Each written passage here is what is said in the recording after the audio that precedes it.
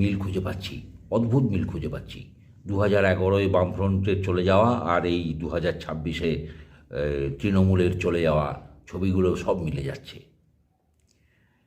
গতকাল স্কুলের ছাত্রদেরকে স্কুলের তরফ থেকে নিয়ে যাওয়া হয়েছে মুখ্যমন্ত্রী সভায়, সেই নিয়ে দেখলাম ছাত্রছাত্রীদের বাবা মায়েরা প্রচণ্ড পরিমাণে ক্ষুব্ধ এবং তারা এর মানে প্রকাশ্যে এর প্রতিবাদ জানাচ্ছেন দলবদ্ধভাবে স্কুলে গিয়ে। মিল যেরকম পাচ্ছি আমি, ঠিক এইভাবে বাম আমলে ঠিক এইভাবে স্কুল ছাত্রছাত্রীদেরকে নিয়ে যাওয়া হতো মিটিংয়ে, মিছিলেও নিয়ে যাওয়া হতো, তাদের হাতে প্ল্যাকার্ড দিয়ে তাদেরকে মিছিলেও নিয়ে যাওয়া হতো। পরবর্তীকালে আদালতের হস্তক্ষেপে এটা বন্ধ হয় যে না, কোনো ওই নাবালক নাবালিকাকে ওই রাজনৈতিক এতে নিয়ে যাওয়া যাবে না, তাহলে সেটা আইনত দণ্ডনীয় অপরাধ।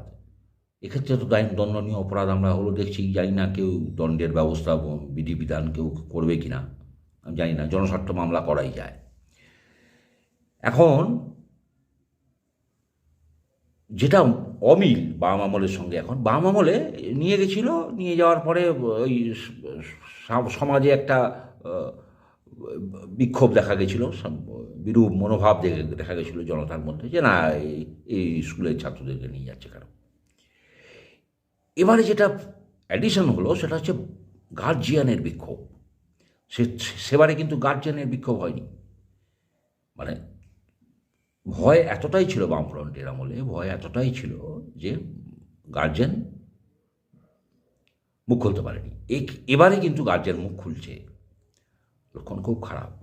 এসব মহিলাদেরকে যারা রাজ্য সরকারের উপর নির্ভর করে, যাদের চাকরিগুলো অস্থায়ী, তাদেরকে জোর করে নিয়ে যাওয়া, এবং তাদের যে সেলফ হেল্প যে গ্রুপ আছে সেই গ্রুপ থেকে এক একজন, আবার গেলে একা গেলে হবে না, সেলফ হেল্প গ্রুপ থেকে 2-3 জনকে সঙ্গে নিয়ে যেতে হবে, এরকম ফরমান আমরা শুনতে পাচ্ছি, অডিও শুনতে পাচ্ছি।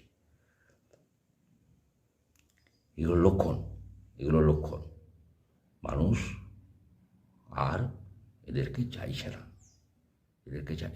স্কুল ছাত্রছাত্রীদেরকে নিয়ে যাওয়ার কি দরকার? সভা ভরাতে সবাই লোক হচ্ছে না, সবাই লোক না হলে কি করবে? সবাই লোক তো দেখাতে হবে না, সবাই লোক না দেখাতে পারলে তো বদনাম হয়ে যাবে, মানুষ বুঝে যাবে যে এদের আর ভাঁড়ে মা ভবানী, এদের আর কিছু নেই। তাই জন্য জোর করে লোককে নিয়ে যেতে হচ্ছে।